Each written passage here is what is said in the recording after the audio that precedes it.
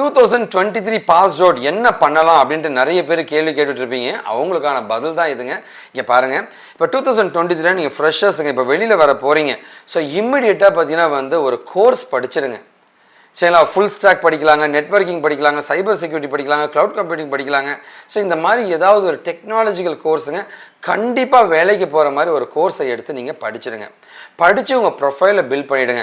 Sir ரிசல்ட்டுக்காக நாங்கள் wait பண்ணலாமான்னு கேட்டிங்கன்னா தயவு செஞ்சு ரிசல்ட்டுக்காகலாம் வெயிட் பண்ணாதீங்க, நமக்கு நேரம் கிடையாதுங்க.